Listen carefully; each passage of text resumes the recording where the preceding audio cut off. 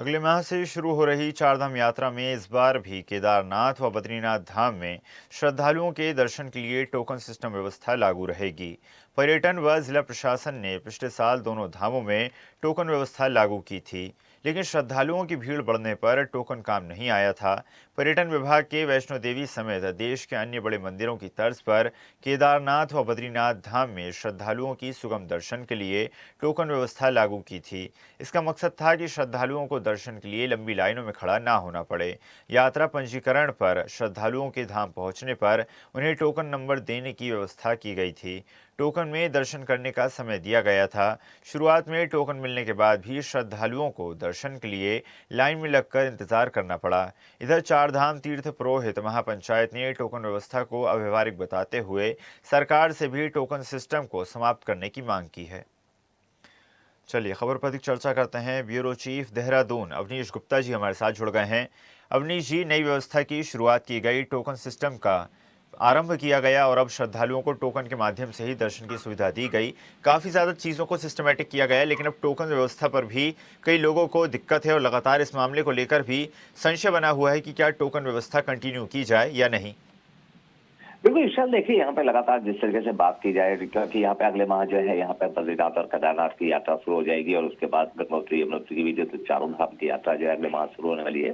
उसको लेके यहाँ पे जो मंदिर समिति है उन्होंने यहाँ पे जो है जिस तरीके से वैष्णो देवी की तर्ज पर जो है यहाँ पे टोकन की व्यवस्था की गई थी कि रजिस्ट्रेशन के बाद उनको जो है टोकन दिया जाएगा, जिससे क्योंकि यहाँ पे जो है देखा जाए तो बड़ी भीड़ लग जाती है दर्शन के लिए, यहाँ पे लंबी लंबी कतारें लग जाती है, उसके लिए सुविधा दी गई थी। परंतु जिस तरीके से देखा जाए ये सुविधा जो है पिछले साल भी थी और जो पंडा पुरोहित थी उन्होंने जो है इसको अव्यवहारिक बताया था और उनका कहना था क्योंकि यहाँ पे जिस तरीके से अगर टोकन के बाद भी लंबी लंबी कतारें लगी हुई थी, लोगों को जो है समय नहीं मिल पा रहा था दर्शन के लिए, तो ये तमाम चीजों को लेके अभी यहाँ पे जो है पंडा पुरोहित है उन्होंने जो है इस पर आपत्ति दर्ज की है। उनका कहना था कि ये जो टोकन प्रणाली है ये पहले भी फेल हो चुकी थी और इससे जो है अव्यवस्था होती है और देखा जाए तो ये आस्था पे भी जो है बड़ा सवाल है।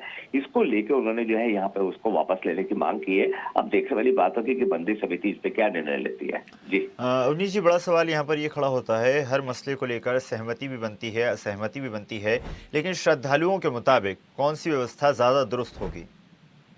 देखिए ईशान, पहले भी हमारी जो कई बार श्रद्धालुओं से भी बात हुई थी, उनका कहना था कि ये जो रजिस्ट्रेशन की प्रक्रिया है ठीक है, ये जो है रजिस्ट्रेशन होना चाहिए कि जिस तरीके से देखा जाए तो जो है दुर्घटनाएं भी होती है उससे आज जो है सरकार को पता चल जाता है कि कौन कौन लोग आए थे, क्या था। रजिस्ट्रेशन व्यवस्था तक तो बात वो लोग जायज मानते हैं, परंतु टोकन व्यवस्था पे भी उन्होंने भी कई जो है लोगों का जो है यहाँ पर आपत्ति थी। उनका कहना था कि ये प्रश्न चिन्ह लगाया था उन्होंने कि टोकन जो प्रणाली है ये जो है ये देखा जाए तो साउथ के मंदिरों में तो जो है वाजिब है, क्योंकि उनको रजिस्ट्रेशन के साथ ही उनको समय दिया जाता है कि टोकन पे आपको इतने बजे से इतने बजे तक आपको दर्शन दिए जाएंगे।